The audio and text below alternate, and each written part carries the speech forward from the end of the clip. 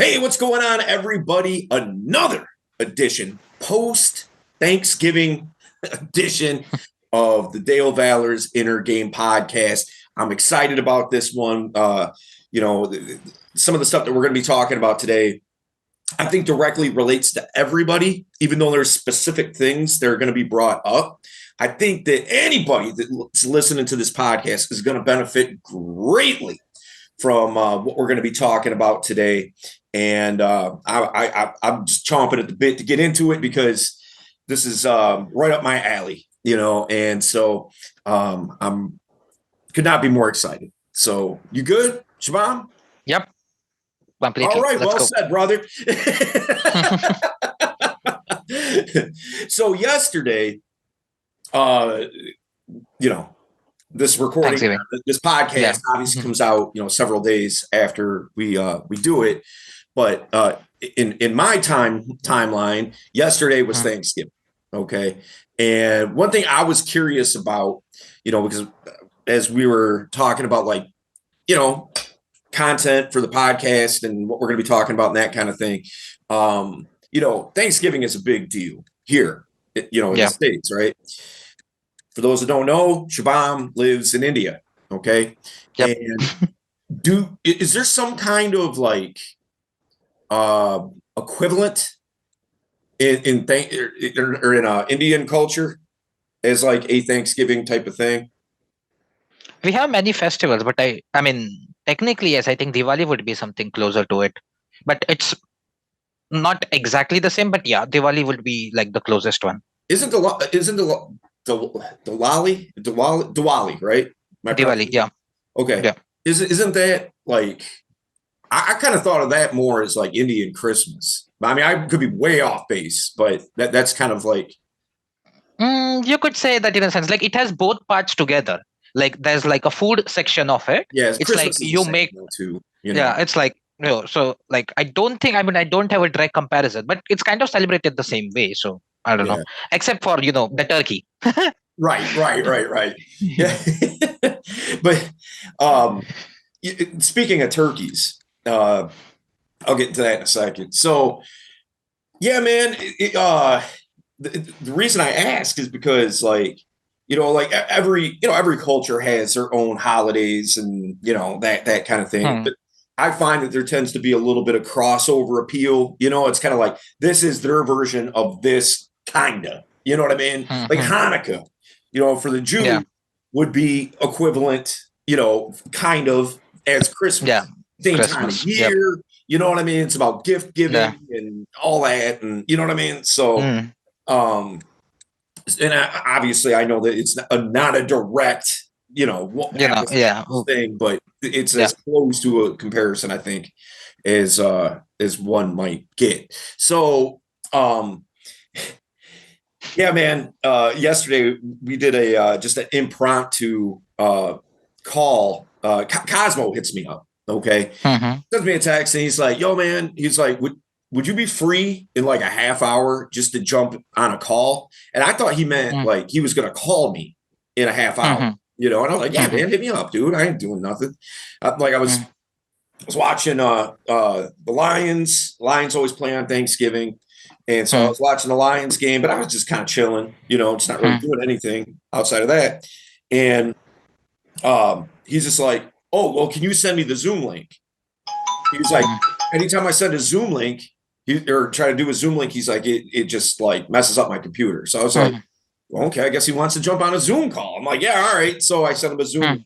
Next thing I see in our Discord is a post me and Dale are going to jump on and just for a Thanksgiving call, we're just going to kick it, have fun and all that kind of thing. And I was like, man, I didn't know that's what he was trying to do. I mean, I was fine with it, but the thing is that I kind of took, basically took the day off, right? I mean, I went to the gym earlier in the morning and that type of thing and did, some social media stuff and whatnot, but pretty much I was taking the day off. And so I already had probably 6 shots in me. You know what I mean? So I'm kind of I was all right. I wasn't stupid drunk or anything, but nonetheless, I don't really like doing my, being on calls and things like that. being drunk. Hang on a second. Anyway, like I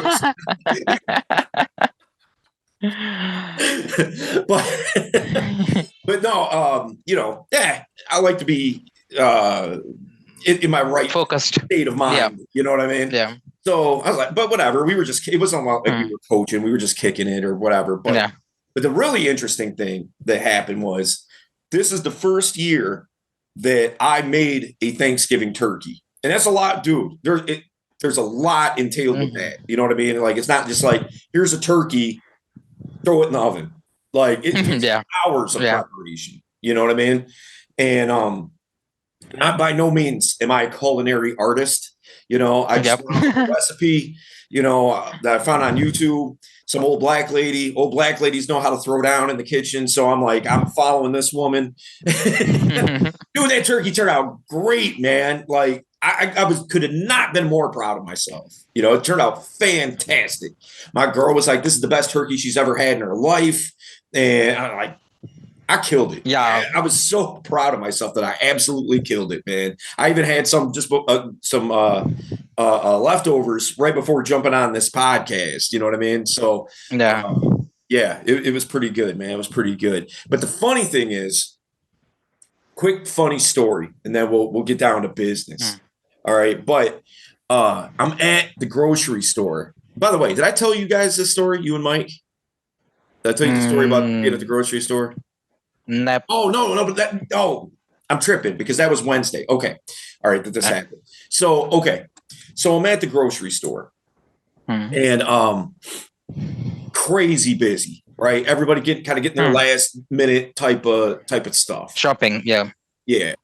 So I'm at the grocery store and now for those of you who don't know this, ham is also a big deal on Thanksgiving. Okay. Turkey's like the main thing. Ham tends to be a little bit more Christmas oriented, but it's still a thing, they sell plenty of hams during Thanksgiving time. So I'm at the deli. I'm waiting for the deli to cut up some meat for me. And that's going to take a little bit of time. They're busy and whatnot. So I'm just kind of posted up against a beam on the wall, just kind of hanging out, observing, looking around, people watching, whatnot. This woman, all right, this woman has her shopping cart and she's got a honey baked ham inside of that shopping cart. Now she turns her back to start looking at some other, other meats or something. This other woman, I see her, she's like, it may as well be like something out of like Scooby-Doo or something, the way she was sneaking up. She's like, ding, ding, ding. Like, sneaks up to the shopping cart. She's looking around. I see her dip her arms in the shopping cart and start pulling that ham out. Now, technically, it's not stealing because that woman also hasn't bought it yet. She's just going to stuff and then going to cash out, right? It's technically not hers. But come on, she got dibs. It's in her, her shopping cart. So now she's got her arms wrapped around this ham. She's lifting it out. The other woman, she just happens to turn back around. This woman was caught red-handed. There was no excuse. You can't counter that. Yeah, she was caught. All right. This woman freaked out on her. She was just like, "What the fuck? Like, you bitch! Get your hands off my ham." And so the woman drops it in the cart, and she was like, I'm going to tell you something. And it was the most bullshit excuse ever. She was like, now, the woman goes, I'm going to tell you something. You don't deserve that ham. And this is why. Then she starts pleading her case. She's like, I also see you have a turkey in your cart. Well, guess what? All of my children, this is important, all of my children are allergic to turkey. Okay, first and foremost, I've never heard of a person being allergic to turkey. Yeah. Even I haven't. That's I don't even think that has a name. I don't think that exists, unless you're just allergic to all meat somehow. So or all bird meat or something like that. Like now there's certain things like, shellfish allergies and things like that I've heard of. Yeah. But never a turkey. I've never heard that. Mm. So, she's like, and now, mind you, even if that was a thing, you're telling me all her kids are allergic to turkey, all of them? What are the odds? Like, so, so what she was saying was, she's like, all my children are allergic to turkey. Now, you can go and have a good Thanksgiving because you have a turkey in your cart. You don't need this ham. You can still have your turkey and everything be fine. I need this ham. Now, I should mention the reason that she was stealing it out of that woman's cart is because the store was out at that point. yeah, okay. Like that woman had gotten the last one, basically. And so this woman's asked out because she got there too late. All the hams were gone, So not that she couldn't have went to another grocery store or something, but still, nonetheless. So she's like, you can still go have a good Thanksgiving. I should get this ham because my kids can't eat turkey. And this woman was like, what? Like, no, I get the ham. I'm just watching all this play out. Next thing you know, here comes a manager. Here comes another manager. Here comes a store employee. There's like 3 of them all standing around there trying to like hash this out and all this and that. I'm just like, man, oh man, like it's not that big of a deal. It's like Thanksgiving is like an important holiday here, but I mean it's not like that. You know what I mean? Where you got to go around ganking people's hams out their carts. You know what I mean? I mean, I'm not surprised. People used to fight for toilet paper like a couple of years ago, So I'm not aware. Yeah. So I am like, at this point, I'm not surprised, but people are weird. I'm never surprised. Rarely am I surprised when I see something play out in front of me like that. But at the same time, I'm always like, what is wrong with these people? Not that big of a deal. You know what I mean? Yeah. Plus, it's just nonsense. Allergic to turkey. Give me a break. Yeah, might as well have said something like, pretty normal actually. We didn't have much to do, mostly work. My internet provider kind of messed up apparently, and my internet was, you remember, right? My calls were kind of, they messed up somewhere in the background, it seems, and they were like still doing the maintenance. He said it's gonna get fixed like this week. Who knows, man? I'm still waiting for it, like a proper internet fix. What are you on now? But I am on internet. It's working for now, but the way it has been fixed is I have higher ping and lower speeds. So it's like a temporary connection, He just put it on an alternate line, and that's how it's working out for it. Just a temporary fix until it's like done. Properly fixed. Yeah. I mean, I have the internet, but it's not like, quality internet. It's like, if you see me disappear, you know why. Gotcha. It's happened before. Yeah, so I wouldn't be surprised, but yeah. All right, so let's get into it. What we got for today? Yeah, this was kind of a question I'd seen in the group a lot. So I just wanted to ask you, what are your thoughts about this? And I don't want to generalize, but at the same time, there should be some guidelines, right? Yeah. So I wanted to ask you, whenever you're picking a partner, like a girlfriend to, or like someone to date or someone to, sleep with, whatever, what are the red flags that you look for or you recommend looking for so that you don't, get caught in a tricky situation for both scenarios? One is like a relationship scenario. One is just a casual scenario. What would you be looking for? Okay, so the way I like to look at it is like this. So I look at it in terms of funnels. Okay, now I have really kind of 3 funnels, right? So you guys that are listening to the podcast here that are in sales or have businesses, or whatever, you'll know exactly what I mean by this, like sales funnels and leads funnels, things like that, right? So that's kind of how I look at it. There are so many parallels that you can draw from salesmanship and business that can be applied to dating and relationships. And even in other facets of life too, there's so many ways that if you know how to communicate yourself well, it opens up so many doors for you. Right? Yep, exactly.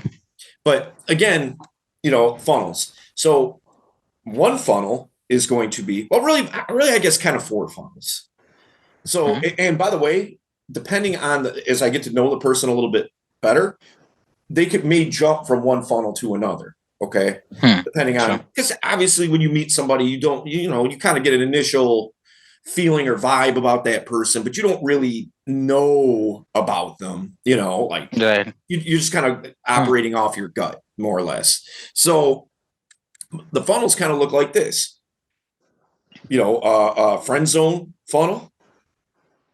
Another one might be friends with benefits funnel.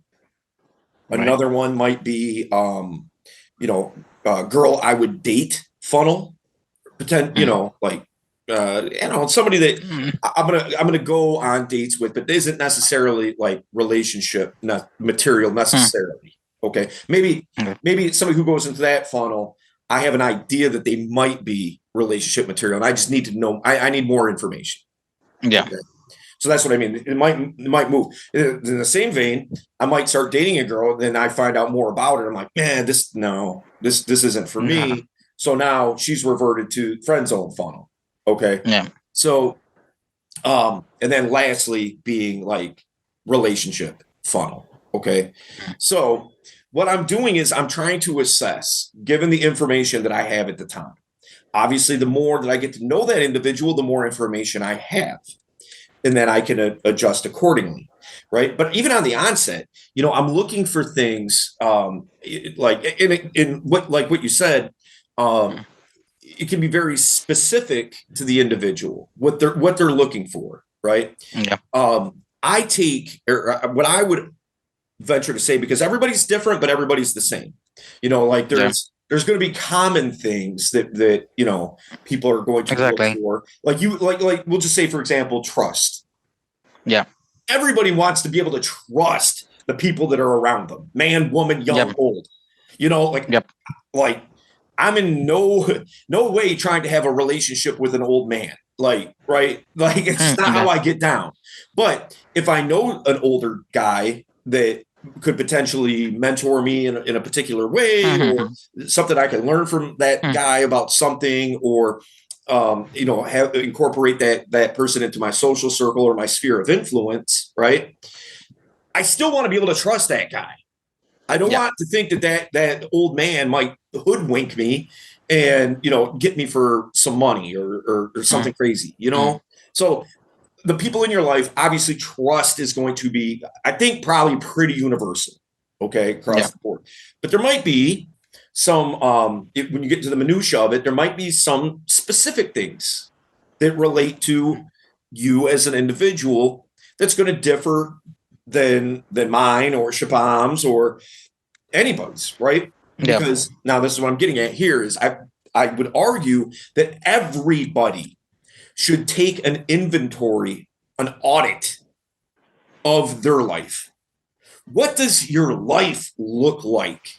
What could be compatible with your lifestyle, right? So, for example, one of the things that when I was active doing real estate, again, business equating to relationships, but one of the things that I would do is when I'm working with somebody, particularly somebody who's looking to buy a home, okay, I would ask them, I would ask them what their life looks like. Now, for instance, say they got a $250,000 pre-approved loan from the bank, right?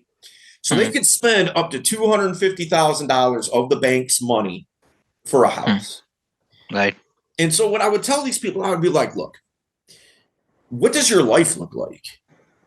Because if you're the type of person who you like to go on cruises 4 times a year, and you like to go out and about and do things and, spend money here, spend money there doing this and whatever, it's probably not a good idea to spend all that $250,000 on a house.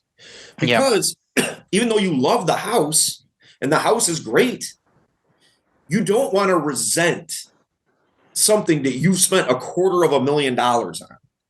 You're at first you're going to be high, get that new buyer high. Like, got a new house. This is awesome. This is great. 3 months later, you're like, yeah, but it's cold outside and I want to go to Mexico. But I can't, because I can't afford to, because I've got this house albatross around my neck, you know? Yeah. And so I tell those people, look, spend less. Get the best house we can get for less, you know? Conversely, the other side of that same coin, if you're a homebody and you don't really like to go out and do things, you just like to sit in your house, you know, and enjoy whatever, you know, video games or, you know, media stuff and cook at home. And you just like to do things at home, and nothing wrong with that. You know what I mean? If that's somebody's get down, okay, that's the person to spend as much money as they possibly can, because that house is going to be super important to you, because you're going to be spending most of your time there willingly.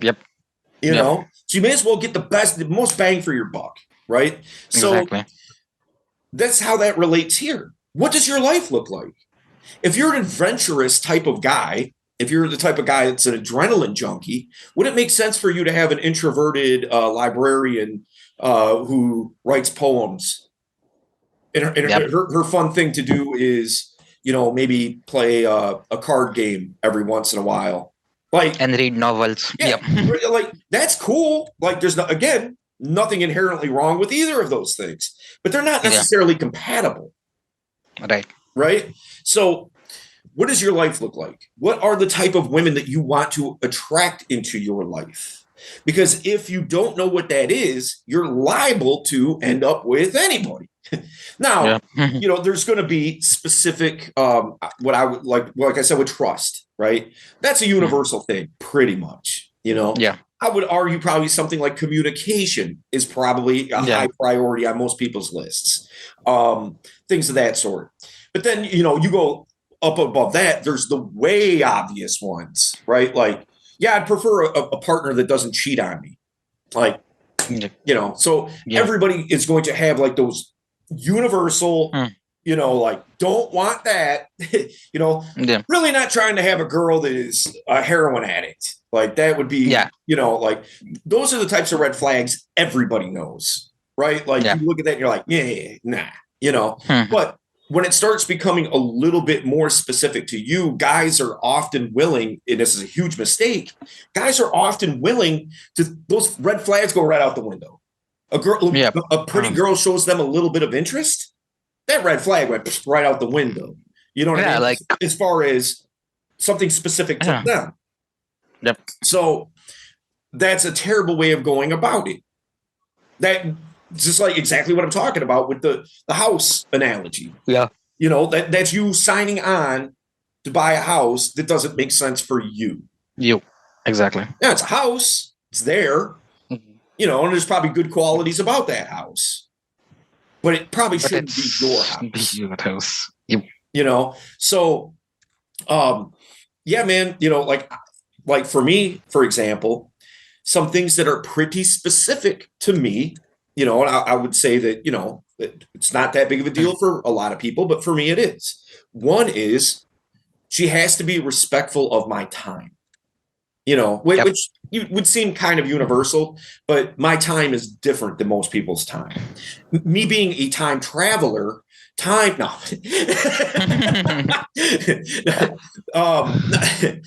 but like, I have so many things going on, you know, like I'm busy all the time.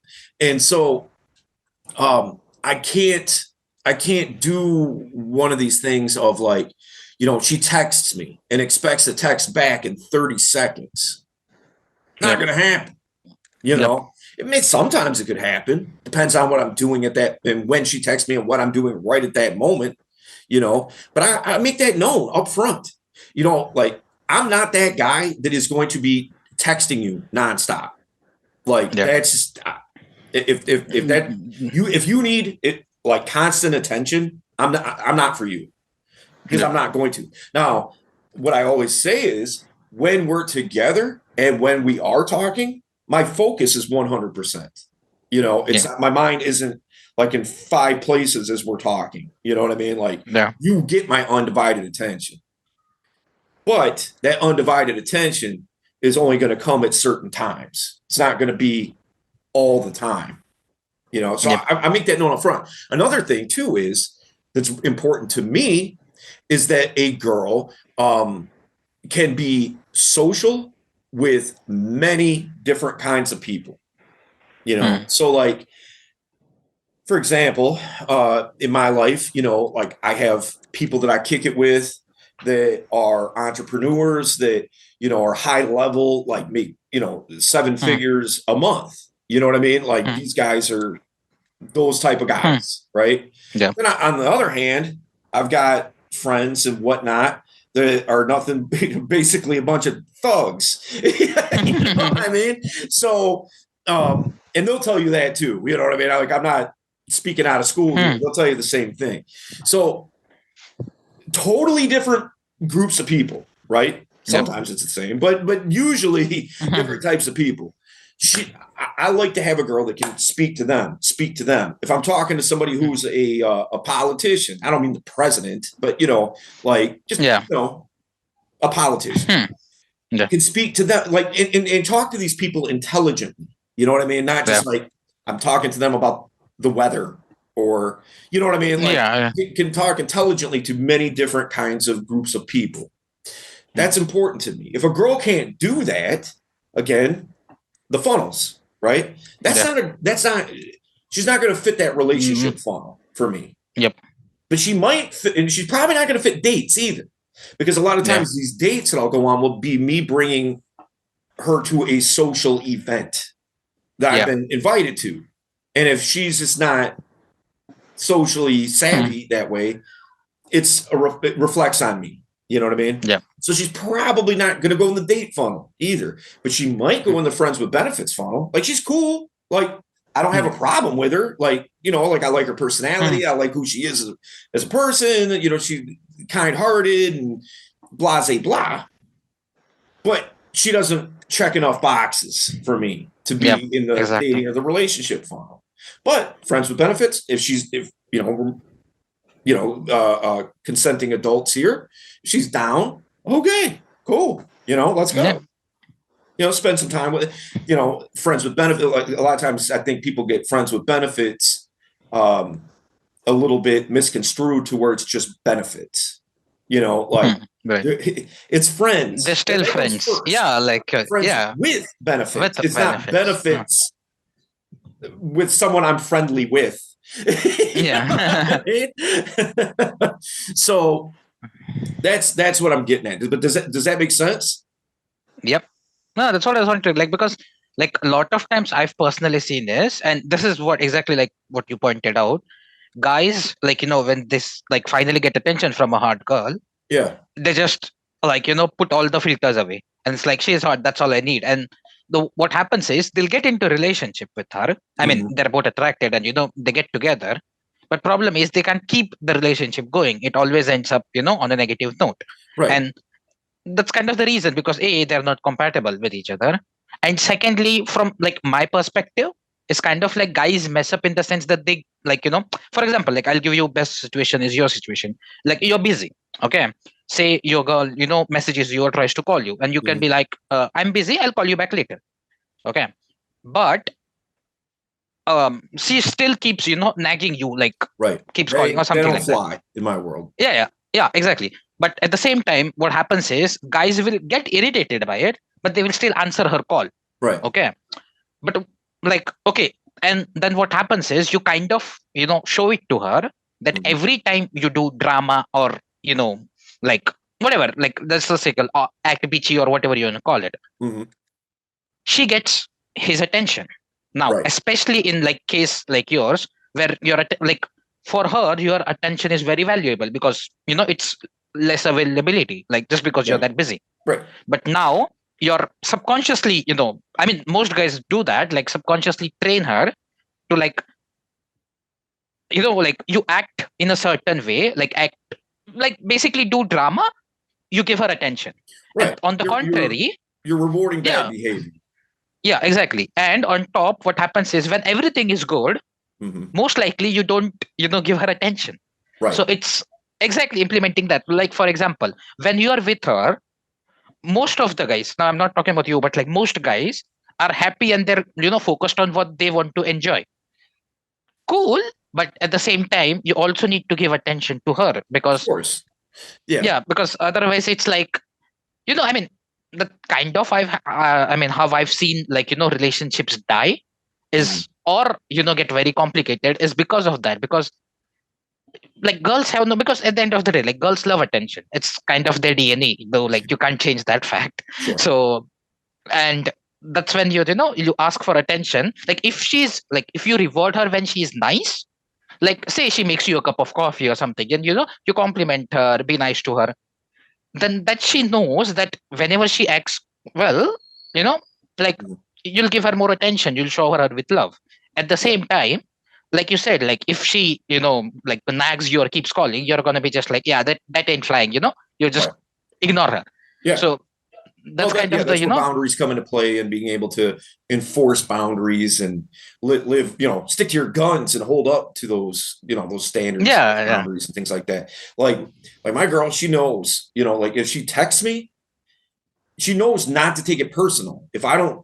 don't even ever not, there's times I don't text her back at all. I mean, with her, Yeah, because I know that I'm going to see her in an hour, yeah, and yeah, I'm busy doing something. Like right now, for example, yeah. if she was to text me, now she's upstairs, she Mhm. knows what I'm doing down here, but just Mm. sake of argument, Mm. if she was to text me right now and I don't text her back in like an hour because we're Mm. doing this, right? She's not going to be upset about that because she already knows what I'm doing. You know what I Yep, mean? Like exactly. she knows that's just I'm not going to.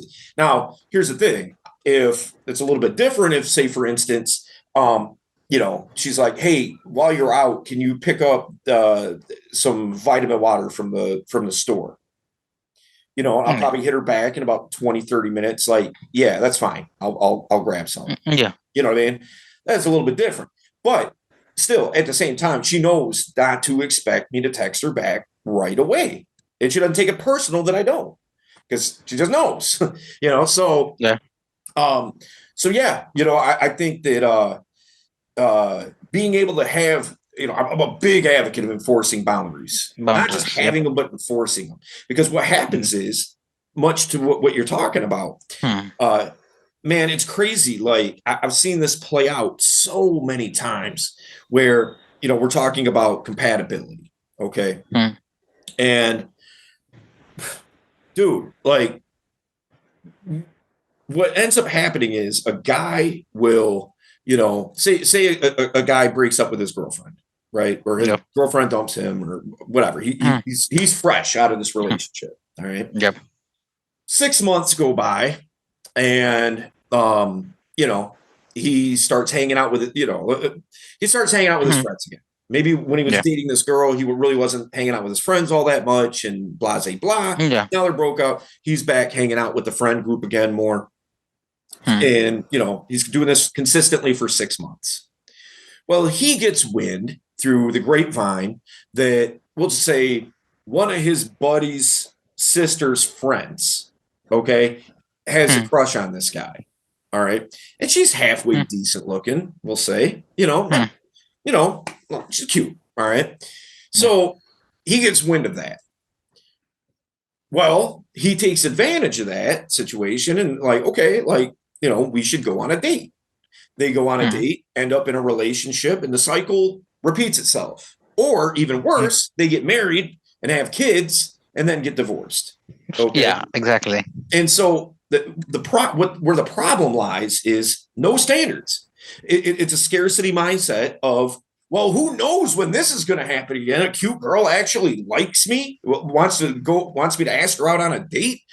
Better take advantage of this, Then Yeah. come to find out they don't really, have very much in Yeah. common, and Common. but they stick together out of convenience, and until that convenience warps and distorts because life pulling people apart, Yeah. and as it gets more integrated at the same time with like kids or something like that, you know what I mean? And so it's Like. just a mess where all of this could have been nipped in the bud by simply having some standards and holding people accountable to those standards. Exactly. Because that's what I think most guys do is like you said, like that's the scarcity mindset. You know, I'm never gonna get lucky again. So like all in, kind of like they'll lay on all their chips. Now the problem with that, like you said, is it just, like relationship is screwed anyways, like that happens. But the biggest problem is guys initially, and even girls, it's like you have that, what they call as the honeymoon phase, right? It's Right. basically like when the relationship has just started, Yeah, you don't exactly. see the red flags. Like there are red flags, but your brain just kind of, Yeah, you like got your green completely. flag colored glasses on, like, Yeah. or every flag you see is green. Exactly. You know, and I get it to a degree. Like I know when I started, trying to learn how to communicate better and inner game and all that kind of stuff, and it's just trying to improve and get to know more women and things like that. My Mm. criteria was really short, because I didn't know any better. Like Yeah. for me, it was a thing of like, there was two things. Is she pretty? And is she nice to me? Anything past that, I'm all right with, Yeah. you know? And that's a disaster waiting to happen, Yeah, exactly. Like But as I that's a train had more wreck. experiences and started to learn what's important to me, and Yeah. what kind of personalities I get along with best, who am I compatible with, all that kind of thing. Now that criteria starts to grow out some, Yeah. you know. Exactly. Now the other side of this, is you don't want that criteria to be so cumbersome that like you're basically looking for unicorns out there because Yeah. these people just don't Yeah. exist.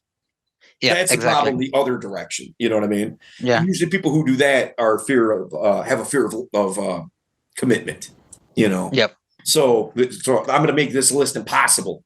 No one's going to live Yeah. up to that. I mean, they're not saying that on a conscious level, but subconsciously, like I it's mean, just a like, fear of commitment. yeah. And like, that's the reason I think there should be some margins for, some leeway also. Like, say, for example, it's impossible to find someone who's 100% compatible with you. Yeah, But that's never going to happen. yeah, exactly. But 90% definitely works. Yeah, 85%, sure, why not? Like, that sort of a thing. Like, well, one or yeah, two okay. things you So can. here's the thing: you should have clear cut Must haves. well, here's what I'm trying to say: clear cut deal breakers. Yeah. Aside from the obvious, let's get that Yeah. right out of the way. Hmm. Aside from the obvious things, like I said, if she doesn't respect my time and she's blowing up my phone and I tell her not to and she continues to do so, that's a wrap. Simple as that. Even if Yep. everything else is great, you know what I mean? Like you Yep. could say that 10%, like 90% versus that 10%, don't throw the baby out with the bathwater type of mentality. But Yeah. that 10% is so important to me that it trumps the other 90%, Yep. you Exactly. know?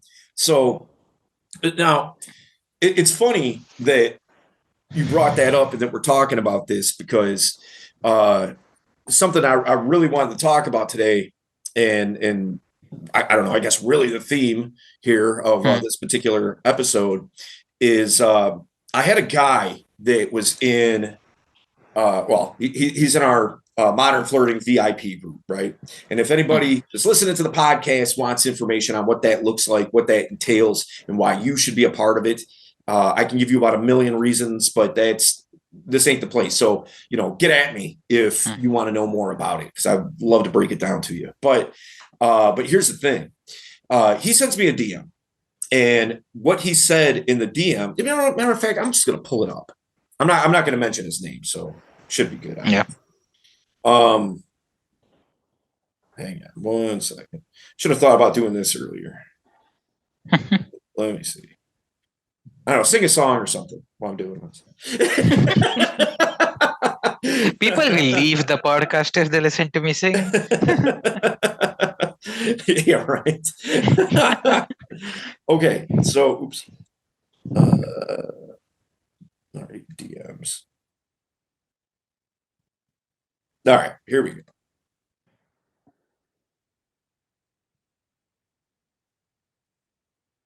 Okay.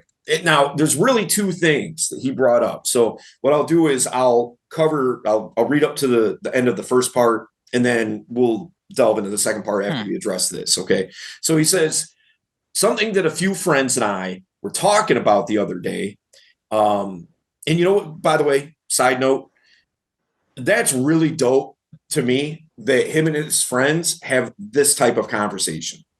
Like that's super dope to me. Very impressive. So something that a few friends and I were talking about the other day. I don't know what true love looks like. I'm a child of divorced parents. I never saw how a husband is supposed to love a wife. I was about 5 or 6 when my parents got divorced. I witnessed the huge fight. As far as I could remember, they slept in separate bedrooms. Now, as an adult, when I'm in a relationship, I feel like when things get rough, I see that fight between my parents, the yelling, the tears, the emotions. I usually end up just saying it's not worth fighting for, or I'm not worth fighting for. Okay.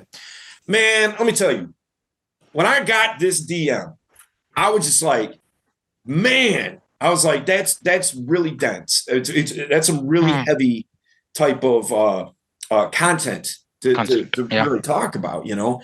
And so what I did was I hit him back and I was like, look, brother,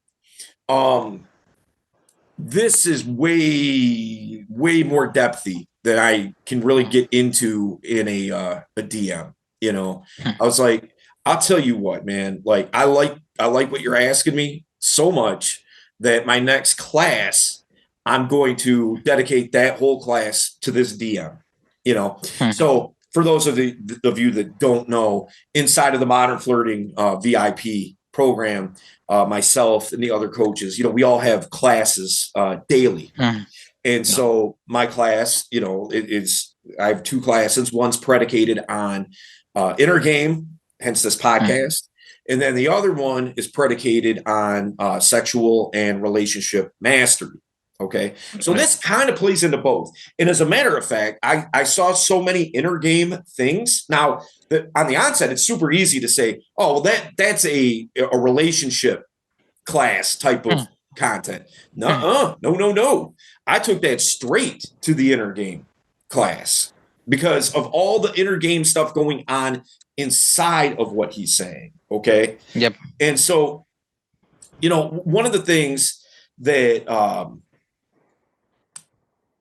that I see, I kind of brought this up earlier, lack of commitment, you know, or not lack of commitment, but rather fear of commitment. All right. Yeah. What somebody like him is afraid to do is have a relationship. Right. Now, he's cool to go out and kick it. He's cool to go to the bar and flirt with some girls. He's cool to, you know, go on a vacation and kick it with the women at the beach.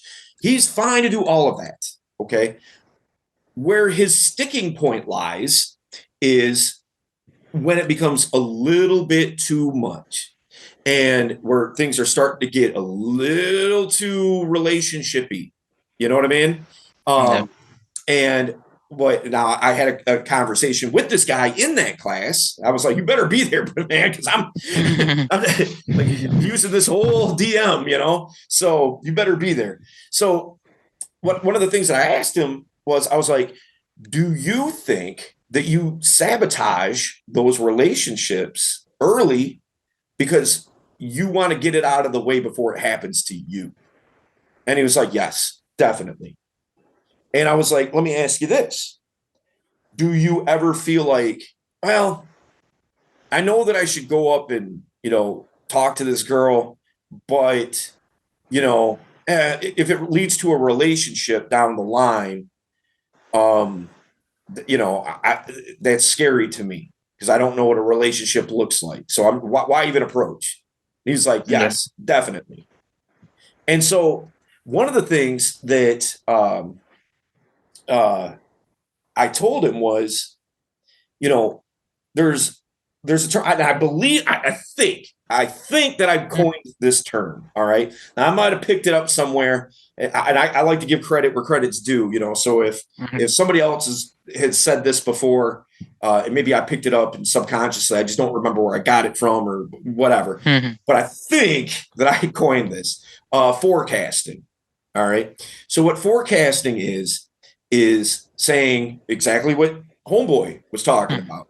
Like, I mean, and now it doesn't have to be to that degree. This is a sticking point that something, mhm, even to this day, I deal with. It's still something I'm mhm. trying to work on. Is this forecasting thing where it's like, why? Like, I've only got 5 minutes before Right, somebody's picking me up. Why right, even start a conversation? exactly. You So, know, because what I'm doing is I'm saying to myself that this needs to go longer than 5 minutes.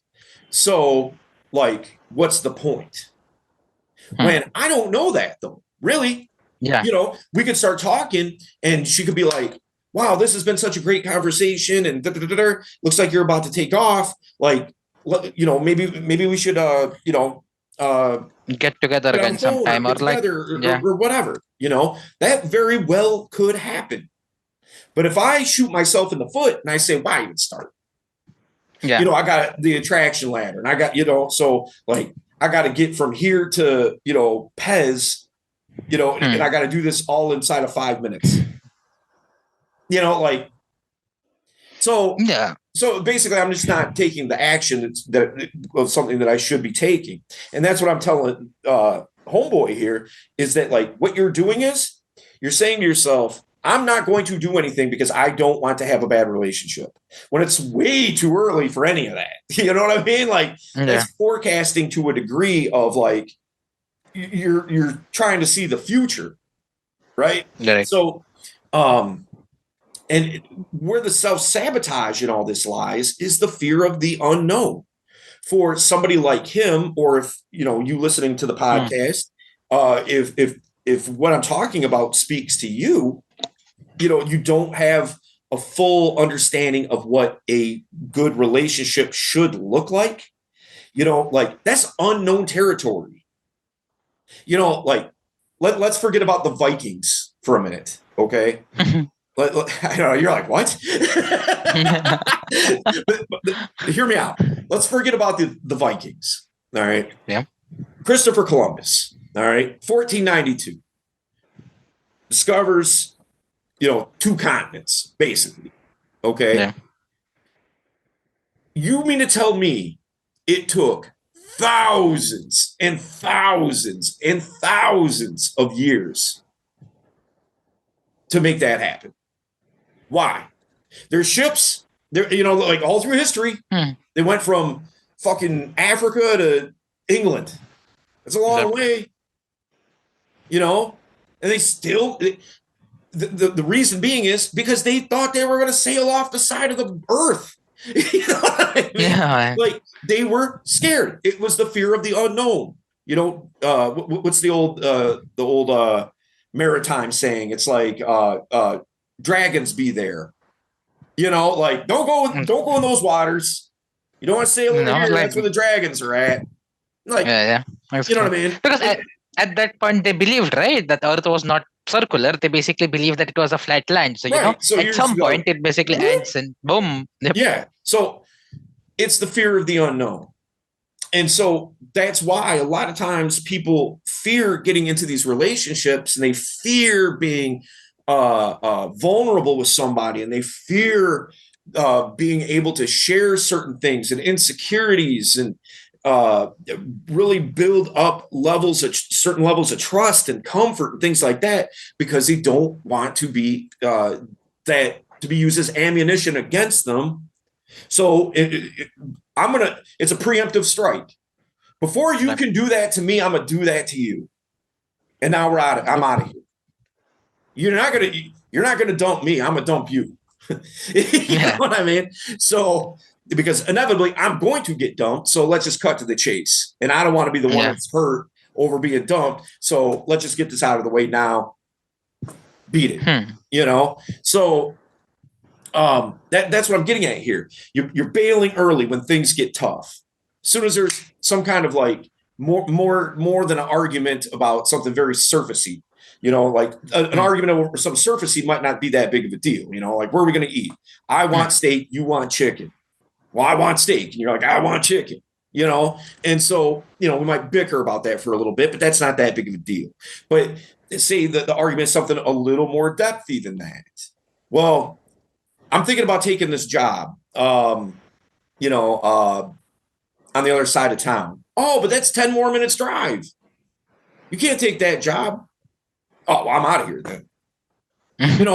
So instead of talking it out, what are you doing? You're just like, all right, things are tough. I'm out of here. You know what I mean? Yeah, exactly. Yeah. So, and another part of it too is, say they get into a relationship. All right, they can put certain things aside. All right, and they get into a very surfacey relationship. They're going, almost exactly what we were talking about earlier. In likelihood, it's just going to be a poor relationship. It becomes a relationship. You're still together. You're not breaking up. You're not the first guy, right? That's like, things got tough, I'm out of here. Instead, everything's tough. When you should be pulling out, you're not. Because you don't know what a good to you, at least I have a relationship. So at least I have one. At least it's comfortable. The devil I know is better than the devil I don't. Yep. So they stick it out for way too long when they're not compatible at all. Yeah. Right? And then they're disappointed, it didn't work out. And it's like I would say injustice to both parties, because at one point the girl basically, feels that you're not attracted to her and she will dump you. That kind of happens. But like that, getting to that point itself kind of screws up everything for both of you. Like you said, it's a big time waste. Also, it just solves the relationship later. Both of you might not, end on friendly terms. It's also quite likely. Yeah. And I mean, breakups is another topic, I guess. Maybe we can talk about that, how to actually break up with somebody. Because I had that question just the other day too. But that aside, even the breakup part of it aside, I would rather have a bad breakup that was a bad relationship than a bad relationship and no breakup. Yeah, I mean, so at least you get burnt, and then you stop getting burnt.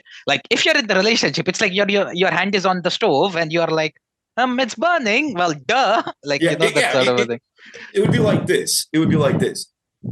Say the oven is 350 degrees, right? And every day you have to stick your hand in that oven for 30 seconds. Okay. Yeah, enough to burn you, enough to make it hurt, but it's not like your arm's going to catch fire and you're like, it's not like the sun, it's going to burn you up. You know what I mean? Yeah, you're going to vaporized. Right. You just, but it hurts, obviously. You're sticking your hand in there, it burns, it hurts. You pull it out, run cold water on it, put aloe vera on it, maybe bandage it up a little bit until the next day and you do it again. Right. Or you can keep doing this every single day. But if I set the oven temperature to 400 degrees, you only have to do it once. Then it's all over. I would rather it be higher, do it once, and be done. You know what I mean? Because that 50-degree difference isn't going to be that big of a deal. Now, if you're turning it up to, 1,000 degrees, I'm probably going to burn my arm off. You know what I mean? That would be like, you're trying to break up with this girl. She shoots you in the head. But yeah, sticking out a relationship way too long. And guys that do that tend to do it because why? They're seeking validation. At least I have a relationship.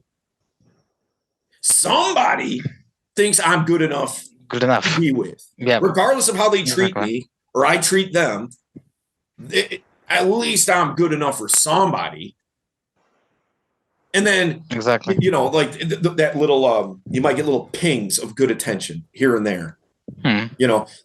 Now a lot of women do that, in like, the classic, abused wife type of situation. Hmm. You don't know him like I know him. Even though I got a black eye, he was kind enough to get me some flowers. Yeah, You know like what I mean? get me some flowers like 1 month ago or something like that.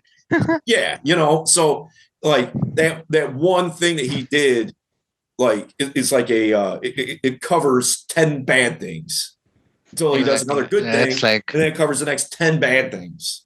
You know what I mean? So, but guys do that kind of thing too. You yeah, know, it's very common. yeah, Yep. like she totally like fuck something up. You know what I mean? Whatever that something is, and then she's like, "I'll give you a blowjob," and he's like, "Well, okay, everything else forgiven." Like You know? that's surprising. Like I mean, like actually, there are many women like that, manipulative in that sense. But it's actually, I would say, it's also the guy's fault because letting himself get manipulated like that. It's more his fault than I it mean, is hers. I can yeah, understand yeah, trying to get out of the doghouse. I get yeah, that, exactly. like Yeah, yeah, I don't blame her for suggesting that. But if yeah. the guy is weak willed enough to just be like, no, okay, yeah. It's like Yeah, like some doting idiot like husband off of like a TV sitcom or something. You know what I mean? Peter yeah, but Griffin or like something.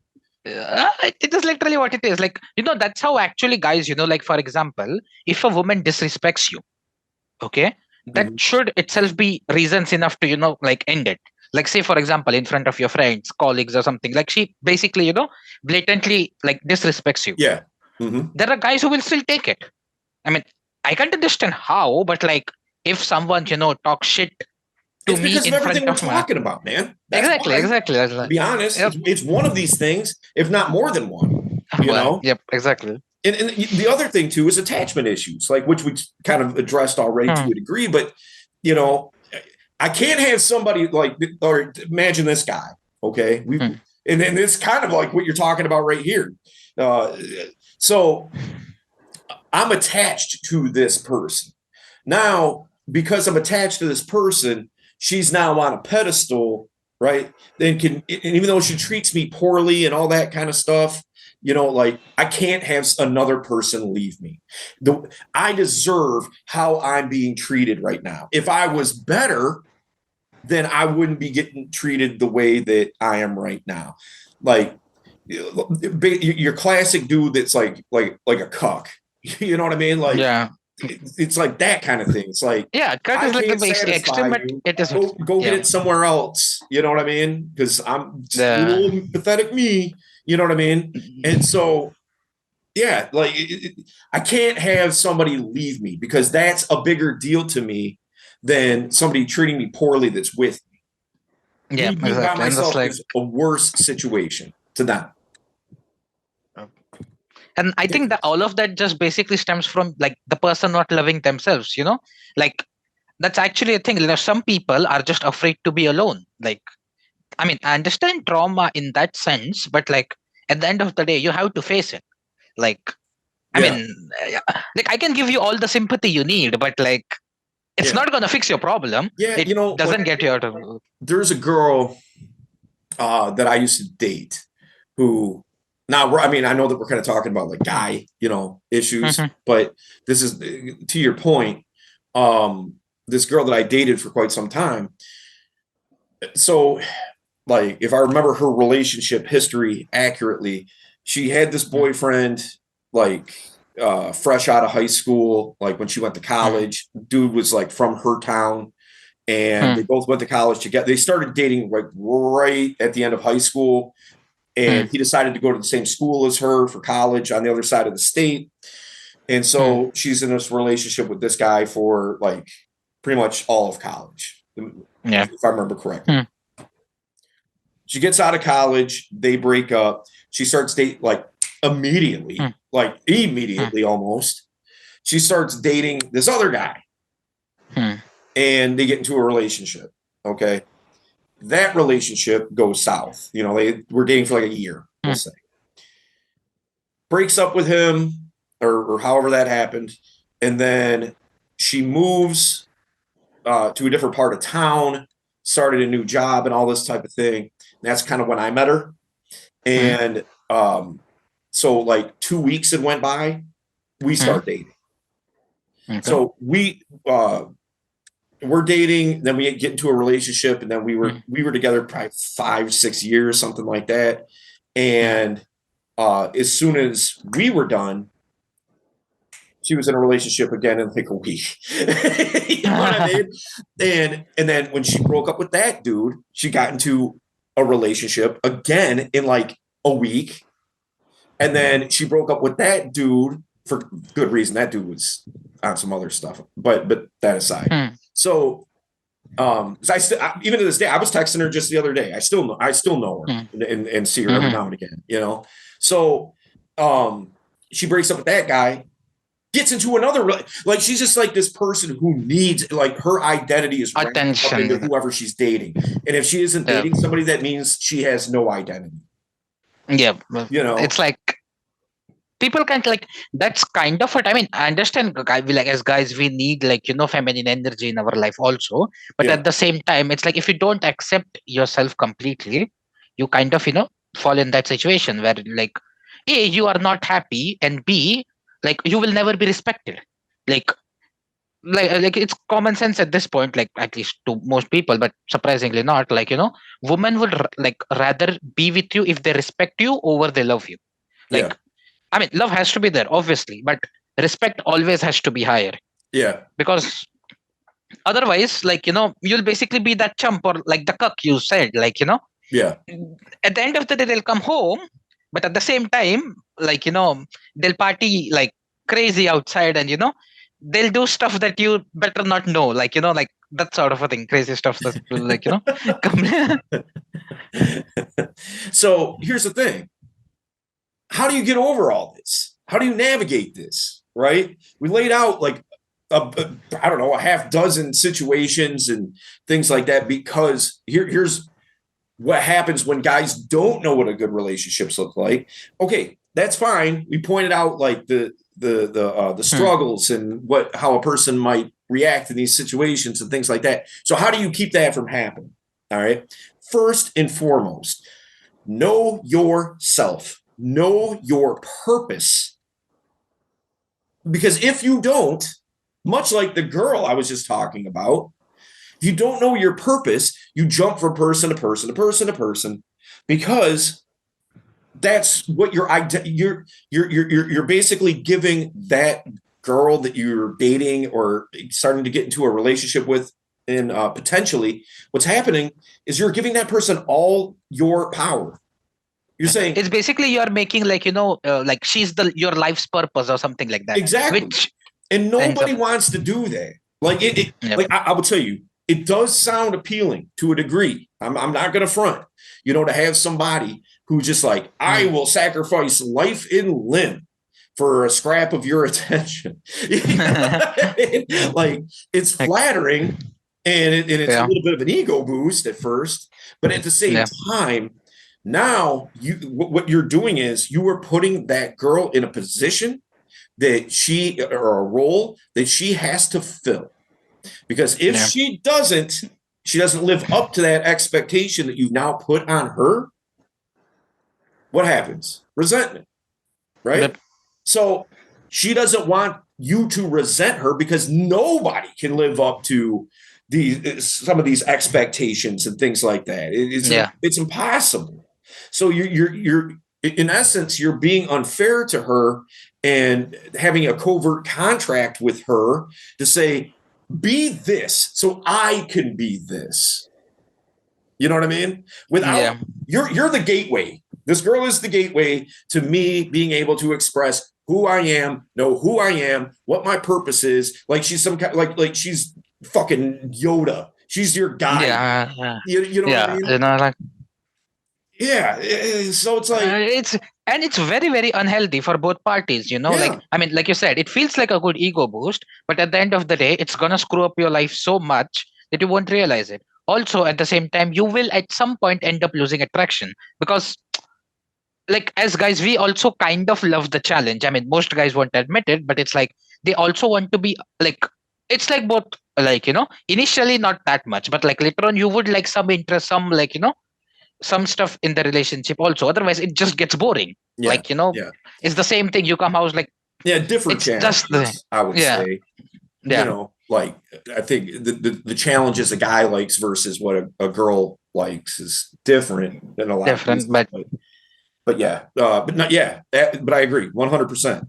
So knowing your purpose, man, like, and that almost sounds cliche at this point, yeah, but it's the truth. Like if you don't know what you're put on this planet to do, then guess what you are? You're a pawn on a chessboard. yep, You're someone's gonna use you. you're what you are or is a vehicle for somebody else's purpose. Yep. That's what you are. You're here to pay bills. You know Yeah, what I mean? then like at that point you might as well be a slave, because you don't have the, like, you're almost there, you just don't have the official title. That's the only thing, because you're just like a working cog in the machine. Right. That's just like, doing his thing, paying the taxes. Yeah. You just like, yeah, cog in the machine. That's it. Keeping the machine moving by it. It's simply just you paying into it. Yep. That's it. Also, another thing, setting healthy boundaries, not just boundaries, healthy boundaries. Because without healthy boundaries, like a lot of the things we were talking about, if a girl, like for me, time, right? Yeah. If I tell a girl on the onset, I tell her, I say, listen, use my phone number responsibly. Don't blow me up. Like if you want to text me, that's fine. Just know that it might take me a while, probably maybe more than what you're used to, for me to text you back. But I will text you back certainly within 24 hours. 24 hours at the very latest. I will text you back, but it might not be at the as soon as like a quick ready response. Drop of a hat. Yeah. So please don't blow up my phone. Don't call me 50 million times. Like I can't do that. I don't have time for it.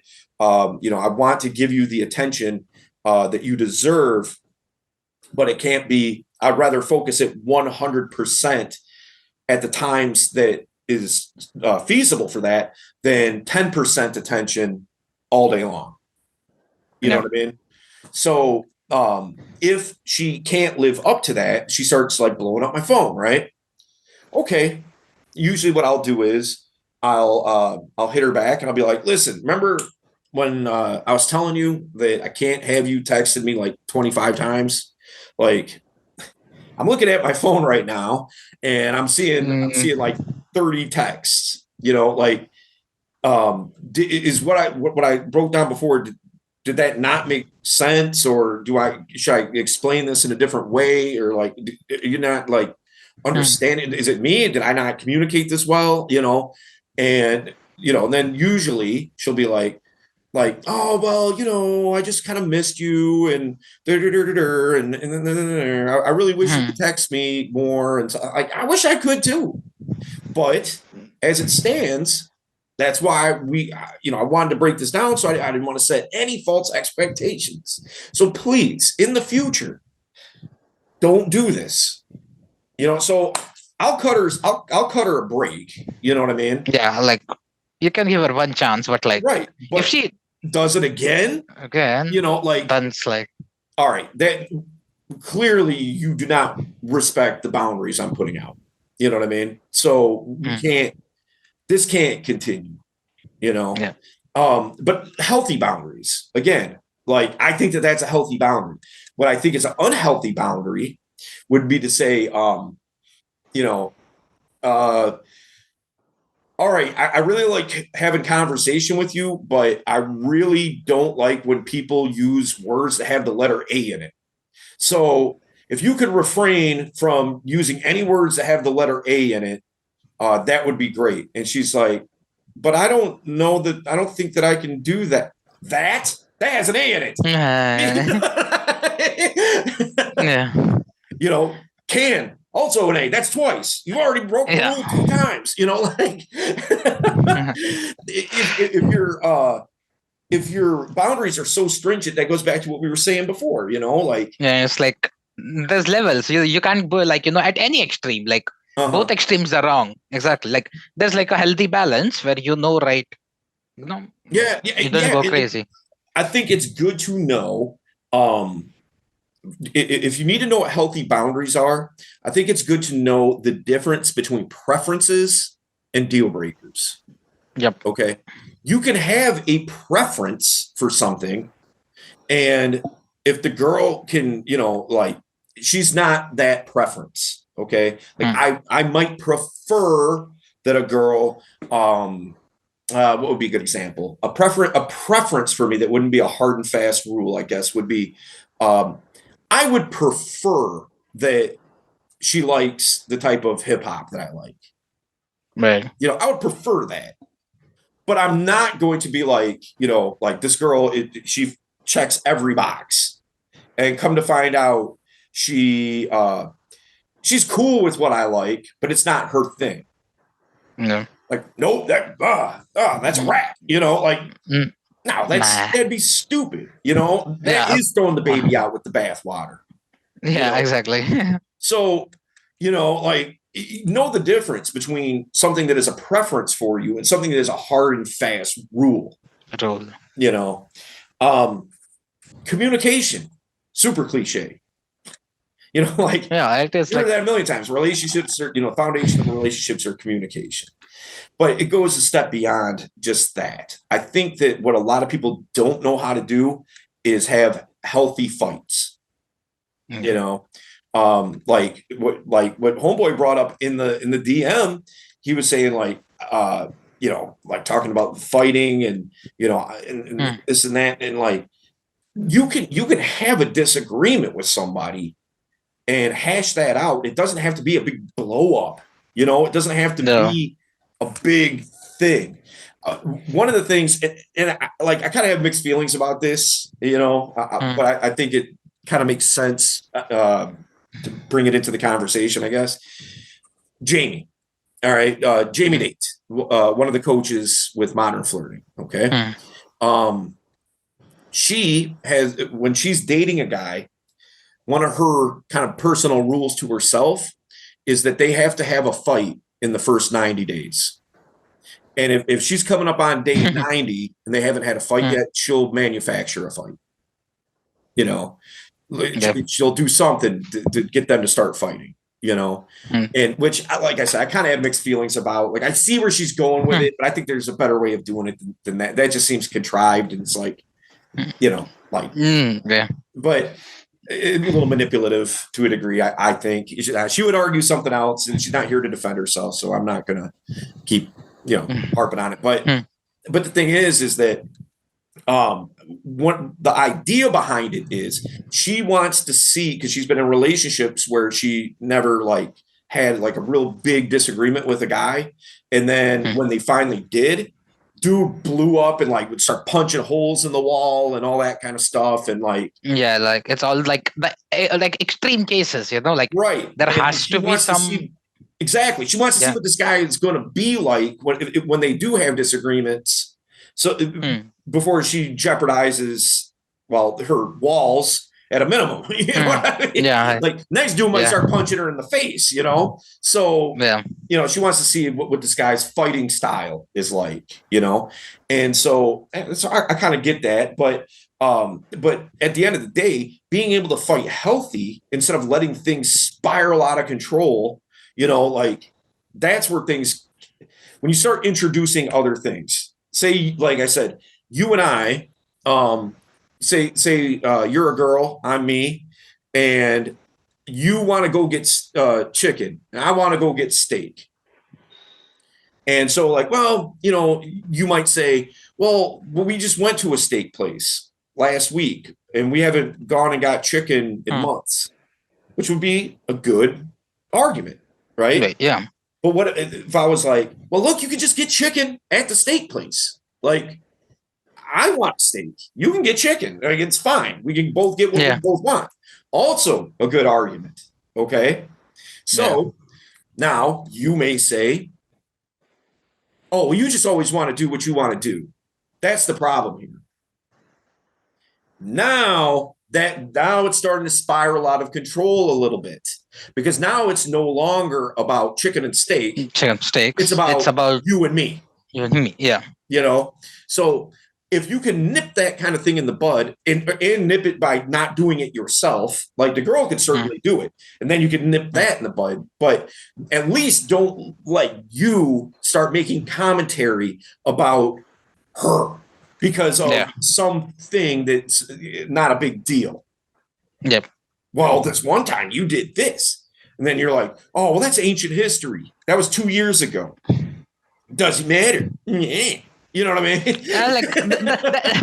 Like that's actually one of the things that has always been thing. Like, like I later realized this. Initially, I struggled with it also. Whenever in an argument with a girl, it's better to change her mood. You can't change her mind because like in that she just wants to, like at that point, just have a fight with you. It's kind of what she wants. It's not even like, there's like you're not going to have a logical, see, like when guys fight, there is some sort of a logic to it. Like if I'm, especially the ones we generate, like you'll be like, you said this to me, that is why I'm upset, so that was wrong of you to disrespect me like that, something like that. But in girls are like, I didn't like what you didn't do. Like she'll bring up stuff from like years ago that right. like you're like, wait, what? As quickly as you can is the best way to go about that. I did it just the other day. My wife was mad at me because I used her debit card to buy some stuff or whatever, and she was wanting to use some of that money for something else, and I didn't tell her that I was going to use her debit card, and she had a valid point, but either way, I was like, well, I could tell that she was mad just by the tone of kind of like her text messages were very short and and whatnot, and so I get home and she's like, like, I don't know why you can't tell me that, you're going to use my debit card because I was about to buy this thing and online, and then I had to go get my card and my card's not here, and, this, that, and the other. And so I was like, I was like, my bad, like, I didn't think it was that big of a deal, but okay. Like if it's, if it's that big of a deal, fine. Like, I won't take your card anymore. And then I started like making a silly face, and I was just kind of like, and she's mad. She's got the mad face, and all of a sudden she's like, like that. She starts laughing, and then like everything kind of, it. And where I got that idea from, because I do that all the time. Like it's like my way of like keeping her from continuing to be mad, where I got that from is remember when that probably, I don't know, man, maybe almost 15 years ago now, but the Simpsons movie. I haven't watched it. Okay. All right. So in the Simpsons movie, Homer gets a pig. All right. He gets like I don't remember the exact plot or whatever, but he gets a pig. He wants to keep the pig. Right. And Marge comes home, and there's this huge mess that the pig had made. She didn't know that Homer brought home this pig. And he does something, she's yelling at him, and I think he puts the pig on his head or something like that, and or he's doing he's like pretending like it's walking, he's like holding it up, and it's like feet are against the ceiling. He's like, spider pig, or he's doing something like that. And she starts laughing, and he's like, well, because he's like, can I keep the pig? And she's like, no, you can't keep the pig. We can't have a pig in here. And he makes her start laughing, and he's like, I'm keeping the pig. I'm off the hook. You laughed. And I was like, no, like that's a good idea. Noted. Yeah, like, that's a good trick. Yeah, like he just started making her laugh, and sure enough, he kept the pig. So yeah, but healthy fighting, being able to do that in a way that you're not letting it spiral out of control. You're not bringing up old stuff. You're not speaking on each other's character, unless it's a character issue that you're actually talking about, of course. But don't let that character issue tie into some other character issue. Like keep things on topic, and don't get like where you're raising your voice and where it's getting aggressive and all that kind of stuff. Because as soon as you do, what happens? People get defensive. When people get defensive, they're going to start playing defense. They're going to start like poking back at you. And it'd be like and it's resentment for both of you then, because see, like you said, like when she asked about like the credit card thing, if you had pointed out another fault that she had done, now then she would have taken, like, it just spirals out completely like that, like it doesn't help both your cases at any way, because rather than solving the problem, it becomes an ego thing where who's right, you or her, that sort of a thing. And like it just I mean like let's just assume, even if you won the argument, what's the point? Just lost the war. She ain't gonna be happy with you, right? and and you ain't gonna get lucky anytime soon. So like like all right. So the last thing being lead in the relationship. Now leading doesn't mean tyrannical leadership, dominating, right? If like the example I like to use with leading is, I could get anybody to do whatever I want. If I got a gun on, like, you better do this or I'm going to shoot you, like, you're probably going to do whatever I tell you, And so, but that's not leading, right? Yeah. That's pushing. Yeah. That's or threatening. Yeah. That's not leading them. Leading them is like, come on, let's go. Yeah. It's inspiring. It's keeping the other person motivated. It's making them want to follow, as opposed to they have to follow, when you have that type of leadership dynamic going on, it takes a lot of the venom out of everything that we're talking about here. Because if she's inspired to follow your lead, then that means that you have qualities and characteristics about you that she trusts.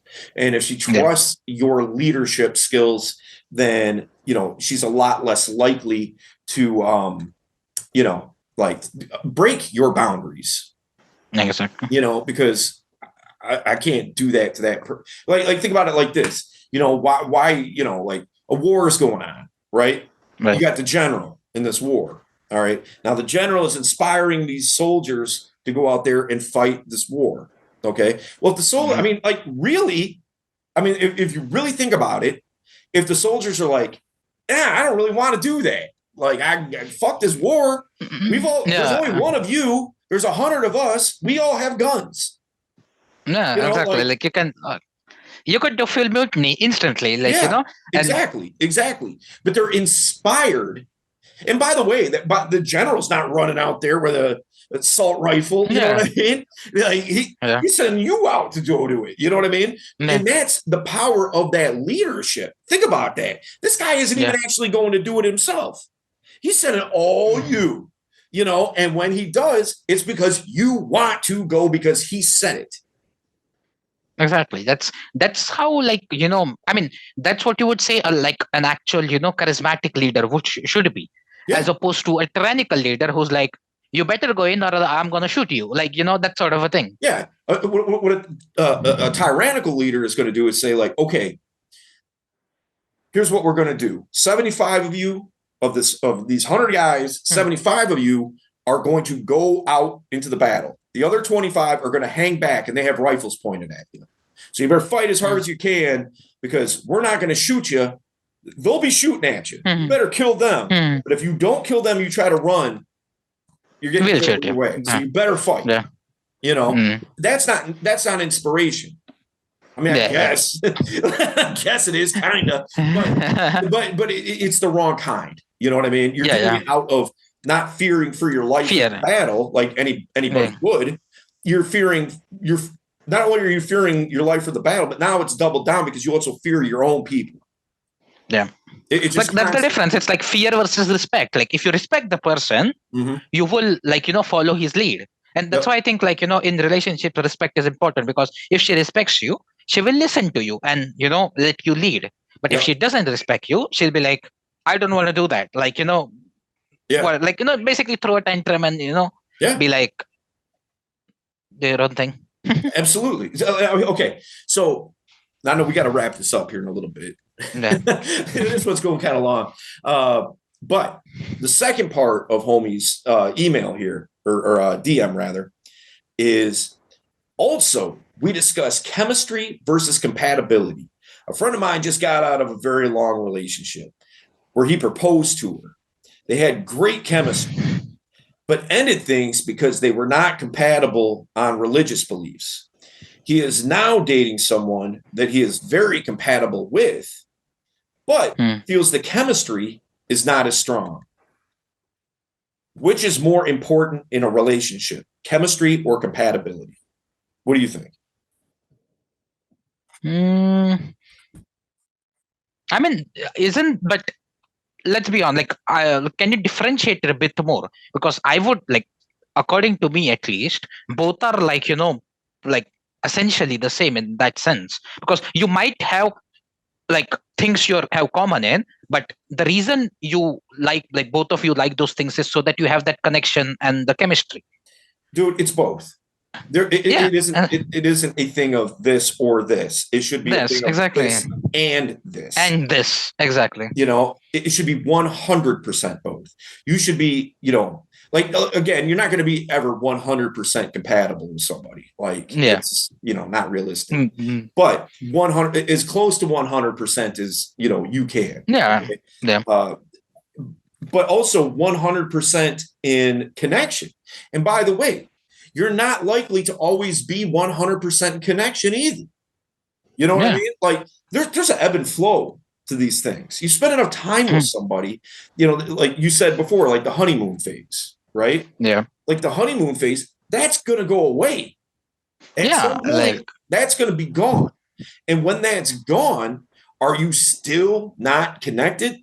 Like, you know what I mean? Like if it's gone, are you not connected with that person anymore? You should be, but it's going to be different. Yeah, like like that's what this is. Like the spark in the relationship goes through that phases. At once it's like very bright. It will dim as time goes along. And like I understand that to a certain extent. Like for example, like somewhere I read that survey somewhere. It was roughly like most divorces in the States happen roughly in like 3 years if they don't have kids. 3 to 4 years is like the average time span. Okay. Or the next one would be 7 to 8 years after they have had kids and they are a bit grown. Like maybe like I mean, it's not like a perfect split, like roughly in like 7 to 10 years of age, and like the scientists and like the surveyors basically explain the reasoning behind it. It's exactly like you said, like the honeymoon phase. Okay. Yeah. When you just get together, everything is new and you're still experiencing and like you enjoy that experience. So you don't realize, like if how compatible you are and all that at that moment. Yeah. By the time everything settles down, it's like roughly 2 to 3 years. Now you start seeing like stuff that you don't like about the other person. Mm-hmm. Whatever it is, like whatever like irks you the wrong way. Let's just call it that. There's an expression. It's an old expression. There's even an old movie called this. I think it's from like the 50s or 60s. But the expression's been around a long time, called the 7-year itch. I've heard of that one. Okay. Yeah, I've heard that one. If you don't know what that means, the 7-year itch basically implies like after 7 years, you start getting a wandering eye.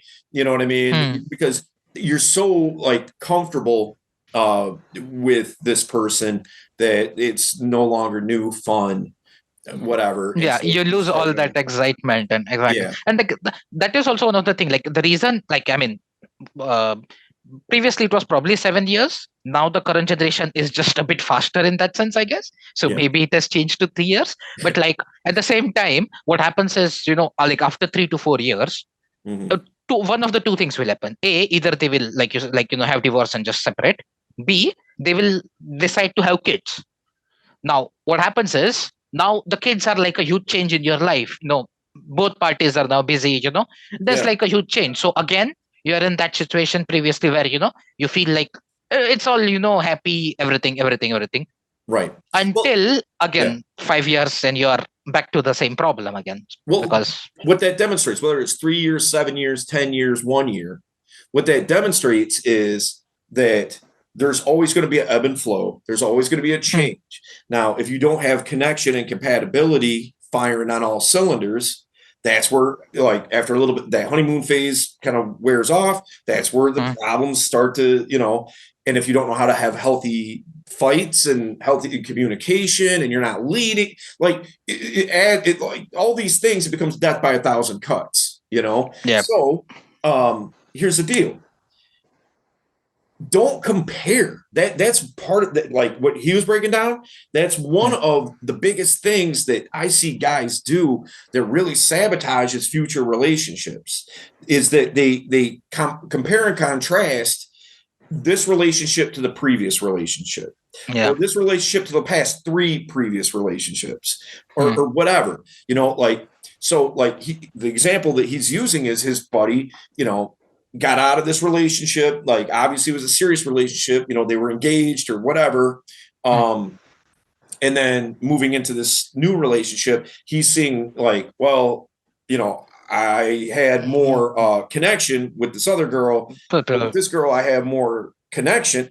Dude, like, don't, if you do that, you're setting yourself up for disaster, because every yeah. situation is different. You know, every relationship is going to be different.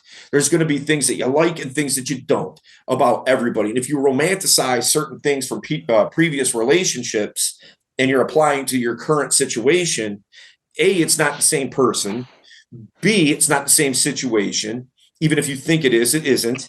You know, It and isn't. so now here's what I would say. It's okay to analyze previous relationships, Hmm. okay, and not compare them. Meaning, just like way earlier, I was talking about my criteria was really short, right? She's got, like, if she's Hmm. pretty and nice to me, that's enough. Okay. I'm good with that. All right. Well, as I started to date more, started talking to more women and things like that, I started seeing what really resonated with me and what doesn't. Okay. Yeah. Then that list starts to grow out, you know, a little more extensively. So, but what am I doing? I'm not comparing each girl to each girl to each girl Hmm. to each girl. What I'm saying is I'm nitpicking things that I like, and Yeah. also taking inventory of things that I don't. You know, so Yep. like if I see, like, you know, I really, man, it used to drive me nuts when that one girl would like bite her toenails and spit them on the floor. I don't know anybody that did that. I just made that up. But Yeah, but like those are some triggers that like just don't sit well with you, and right. it And doesn't. so if I see another girl doing that, I know that like that's going to drive me nuts. But Exactly. I'm not saying like, well, but I had more connection with the other girl, and with her, Um, it's more compatible. You know, like, I'm not ah, looking at it through those lenses. What I'm doing is I'm just exactly. saying, due to frame of reference, these are some things I like. These are some things I don't. Mm, And don't. I'm Yeah, taking and those, that's just like, yeah, right. and Now that's I know from what to screen experience. for, right? Yeah. But it's screening isn't comparison. Yep. Yep. Yep. And like one thing I would say though, like with the comparison thing, problem is you only remember the best parts of the relationship, not That's the what I'm worst saying. parts. If you You just romanticize things, that yeah, connection might not have been as good as you think it was. think it was. Yeah, it's just. You know, But you didn't see all the stuff that was wrong. Now you're like, seeing it through that rose color because right? that's the way that human brain works. It remembers the most memorable, like, happy moments and ignores all the sad, annoyed, like, the moments that pissed you off, like kind of Yeah, why the breakup happened. you don't remember the Yeah. times like that she asked you if you would clip coupons, because Yeah, it's inconsequential. It's not yeah. even going to register. Like, Yeah. I don't remember every conversation. I don't even remember every conversation I've had today. You know what I mean? Yeah, Like, like, so like you can't, your mind just isn't going to retain that level of that information. level of, yeah, It's going to exactly. take what is emotionally stimulating to you, things that are important to you, things that have weight to it, you know, Mm, and that's what you're going to remember. And so, yeah, exactly. Well said. yeah. The last part of this is, if you notice a problem with one, instead of comparing, work on it. Yeah. You know, like, I mean, if you don't feel like it, like, okay, now if homeboy is comparing and he's saying, mm, you know, well, I don't have as much connection with this girl as I did with this other one. mm, Okay. In essence, really what you're saying, and this is what you should be saying, mm, he's going a roundabout, I think, backwards way of doing yeah. it. But really what you should be saying is, do I have enough connection? Yeah. Not instead of saying I had more connection with her, it should be, do I have enough connection in my current situation? Current situation. Me. You know, and if you don't, or compatibility, okay, either or, whatever area of concern, work on that. And now what you may find is it might be something that you can't work on. You might be so incompatible that it's just not going to work. It's just not going to work out. But the only way that you're going to know that really is if you go to work on it. You already know that it lacks. That's fine. Yeah. Okay. You already know there's a lack there. So if you go to work on it and it starts improving, okay, good. If it's the same or actually goes down, that now you know, like now it's cut bait, you know. Yeah, it's better to cut. Yeah. You know, so like I remember there was a saying like amongst friends that it used to be like, because this used to be like the most common problem that, you know, whenever the girl is pretty, you kind of ignore all the, you know, compatibility things, and then you get a relationship and like everything gets screwed up. So we like had like, it was kind of a joke, but the way you used to like, you know, go and nut 3 times, and then still if you find her, you know, compatible, then go for it. Like, you know, that sort of a thing. Wait a minute. What was it? It was basically go and nut, as in like go and masturbate like 3 times, and then if you still find her to be attractive, and then I heard you wrong. Okay, I heard you right and I heard you wrong at the same time. Okay, I thought you said that you got to go nut in her 3 times. No. I mean, but you kind of see my point, right? Like, it's kind of like you get all that, you know, all the hormones out of the way, then you can clearly see, are you really compatible, or is just that because she has a pretty face, nice body, you're like, you know, you're completely jumping on the ship, that sort of a thing. Speaking of compatibility, if you're listening to this podcast right now, you are probably compatible with, especially if you've listened to it this long, you are likely compatible with everything that we're doing at Modern Flirting. Okay, so what we're doing here is helping you level up your social life that involves health, wealth, and relationships, getting a social circle going. It's well commonly known you are the sum total of the 5 people that you are around the most. So who are you around? Look, take inventory. We talked about it throughout the course of this podcast. Take an inventory of your life. What does your lifestyle look like? If you find that lacking, there's a reason. Okay. Now, you may know what that reason is. You might not know what that reason is. If you know what that reason is, man, let's talk about it. Let's get to the core of it. Let's bust through it. If you don't know what the reason is, guess what? You're inside of a program with about 150 guys right now and counting, and you have myself included, you know, but other excellent coaches, the best in the industry, in my opinion. Okay, all forming like Voltron, you know, like and coming together and just like smashing your problems, okay, and getting you the type of social circle that you want to have. Start living the type of lifestyle that you want. Not just, you know, you think what you want might be a pie in the sky. Well, guess what? I'm the pie baker. Okay.